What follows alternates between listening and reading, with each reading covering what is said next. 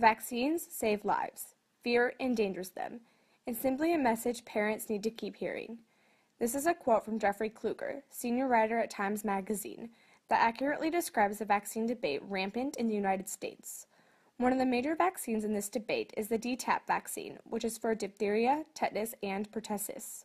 Pertussis, more commonly known as whooping cough, is a dangerous and potentially deadly, yet completely preventable disease, which is characterized by violent fits of coughing.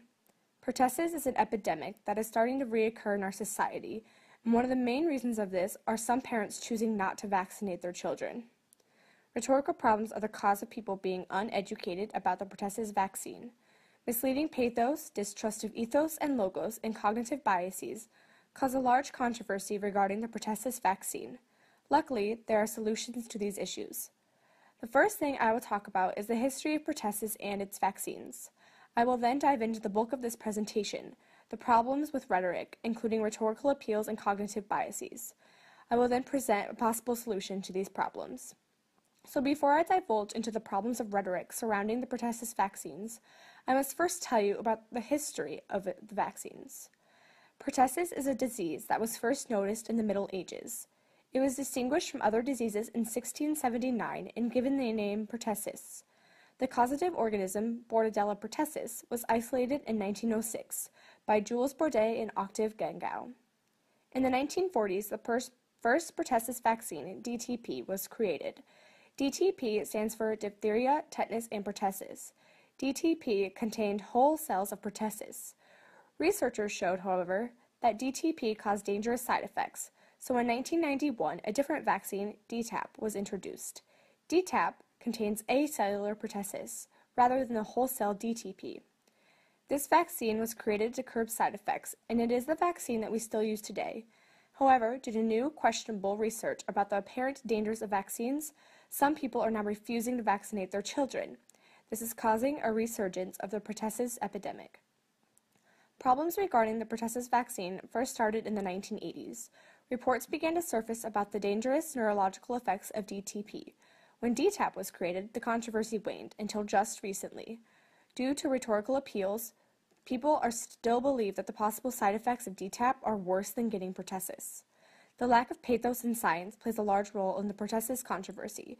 Parents with sick children don't think scientists are appealing to their emotions and are therefore less likely to trust these officials.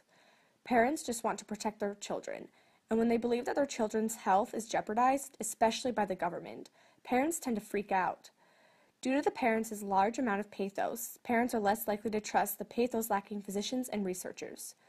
The journal articles researchers write reaffirm their logos and ethos by showing evidence and being peer-reviewed, but the articles lack the pathos needed to relate to worried parents. Although the articles released about the safety of vaccines have been replicated, the articles against vaccines have not been replicated, but anti-vaccine parents are still more likely to trust the non-replicable articles.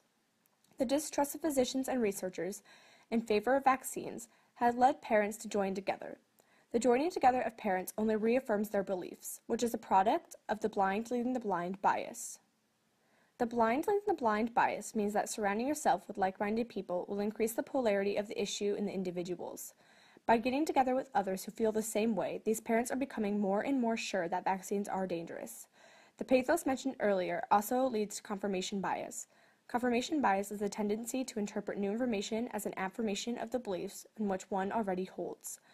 By reading the new, questionable, and non-replicable research, the parents are just reaffirming what they already believe, which just fuels the controversy even more.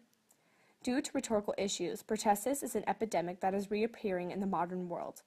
Issues with pathos, logos, ethos, and cognitive biases cause this resurgence of pertussis. So, what can we do about this? People against vaccines, or anti-vaxxers, need to be rightfully educated. The media is clearly biased, so anti-vaxxers need to get information elsewhere. Anti-vaxxers need to read peer-reviewed, replicable research about vaccines. It may be easier just to watch the news or read blogs for information, but these mediums are biased. The best option to avoid rhetorical problems is to keep an open mind and do the research yourself. I encourage everyone to try and notice rhetorical appeals and biases in the media and in yourselves. Once we can observe these issues with rhetoric, we can make the right choices regarding vaccines. created using Powtoon.